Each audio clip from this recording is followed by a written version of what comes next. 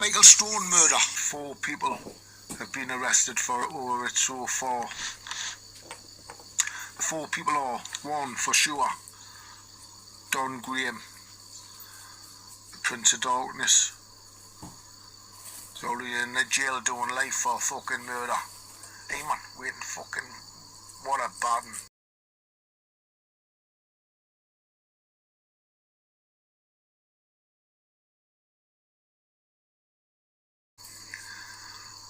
Don Graham, definitely one of the 4, mentions that in one of the newspapers. One of the other people is his girlfriend, who's been questioned over the Michael Straughan murder as well, because she's been questioned about everything, because she was involved with loads of frauds with after the murder of Janet Brown, etc. But it mentions in this article that she's one of the 4. There's 2 more. 2 more. I've worked out the age of one of them. One of them, I know for a fact, is Mickey fucking Burke. Because Mickey Burke has come and told us his fucking self he's been fucking arrested and questioned over it. Come to my house about 10 years ago. But I'm sure it's before they found the body that they questioned him, but I could be wrong.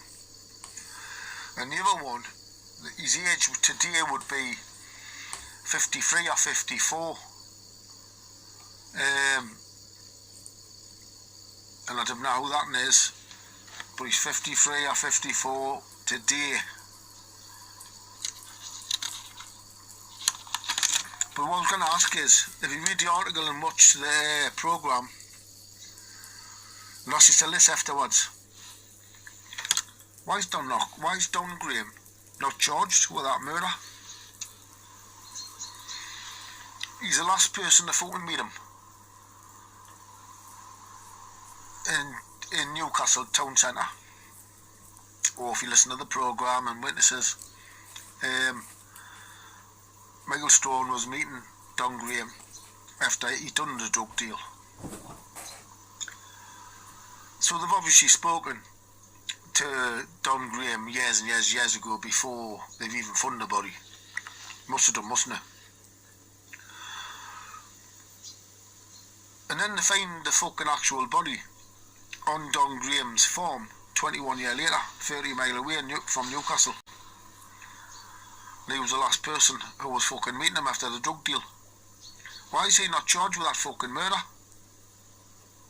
Found the body in his fucking garden, man. Why is he not charged? He's already in jail doing life for another murder, so they know he's a murderer. But why is he not charged with Michael Straughan's murder? They found the fucking body in his fucking land, and he's the last person who met him, and he's not charged. Crazy. Fucking crazy.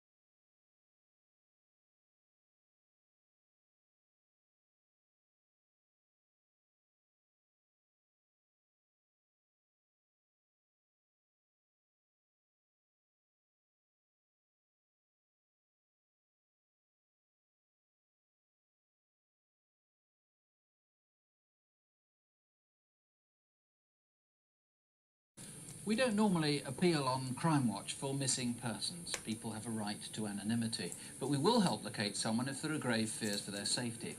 And that's precisely what there are, grave fears for the man who features in the film that follows. Police in Tyneside fear that he's been murdered. Michael Straughan was known as big and soft, a Geordie with a tender heart. But on the night he disappeared, he was so preoccupied he walked right past several friends.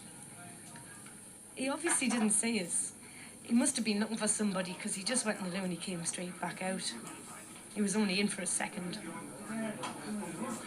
How are you doing? You hang around for a drink? No, I can't stop. I've got to do a bit of business, so I'll catch you later, Fine. okay? I'll see you later. See ya. Whoever he was doing business with that night almost certainly knows why and how he disappeared. Michael was born in Newcastle and lived at Westerhope. He'd never been away from Tyneside, and at 38 still lived with his parents. He'd been a forklift driver, but in 1990 was made redundant. Since then he got whatever work he could, as doorman, bouncer, or mending cars or motorbikes. Oh, Cole, you all right? Oh, Vic, how you doing? Oh, not too bad. Vic liked bikes. He would often hang around with the other bikers on Westcott Road because a lot of the time he was out at work. He would often pop into the shop just for a chat. He would usually be on his own because most of his mates were working. With little to occupy his time, Michael was a regular in several pubs in the city centre, especially the Farmer's Rest or Percy Arms, and made friends easily. Michael had a heart of gold and he would do anything for anybody. And sometimes he used to tell tall stories, but I think it was just to gain affection because he just wanted people to like him, basically. Anyway, I must go. I'll go and phone me dad, make sure he's okay. So I'll see you later, okay? But he was really and truly soft-hearted. Big but gentle. But not everyone was soft on Michael. His size sometimes attracted trouble, and he may have acquired enemies through drugs. He smoked cannabis and dealt in it a bit to fund his habit. There are rumours that one Friday last June, the week before he disappeared, someone took a swing at him.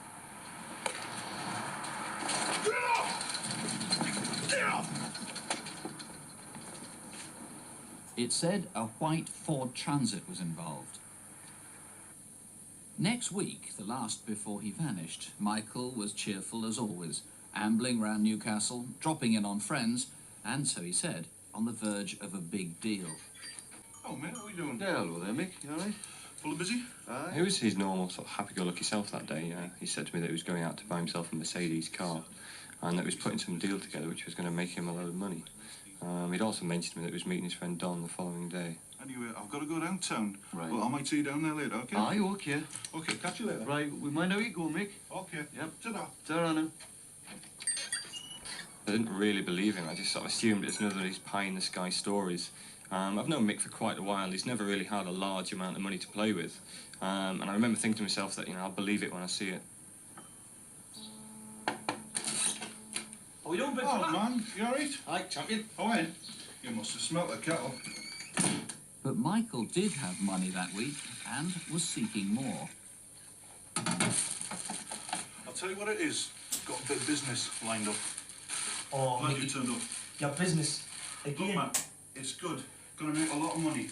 Mickey, give over. Look, it's sweet, I tell you. Gonna make a lot of money out of it. Thought of you. Look, Mickey, all the best to you, but I just don't want any part of that.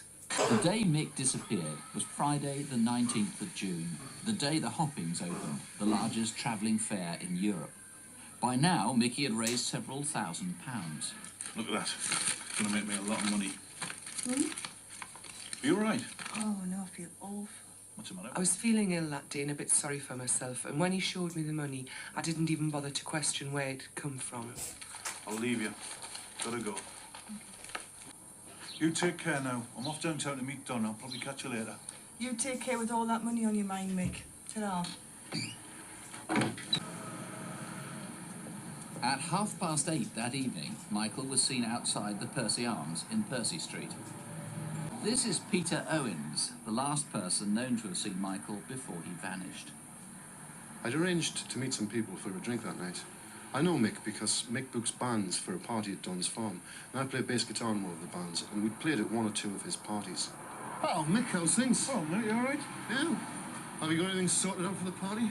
Yeah, I'm off, just waiting for a couple of lads to pick us up. I'm off to Durham, going to pick up the marquee. Peter recalls Mickey was relaxed as usual. The time then was 20 to 9. I think it was the very next morning it just hit me. I knew something was wrong because he wasn't, the simple reason he hadn't gotten home to me. He would have moved heaven and earth to get back to me. Michael's car was found 100 yards from the Percy Arms. That was 6 months ago. He vanished on Friday the 19th of June. Inside was Mickey's precious cap. It's almost certain somebody watching this programme tonight knows what happened to Mickey. Please call in. Incidentally, if you saw Mickey anywhere, you'd certainly remember him. Remember, he's 6'3", 23 stone, and pretty fit. Thai boxing champion as well, if not a champion who used to teach it. So please call us here if you can help.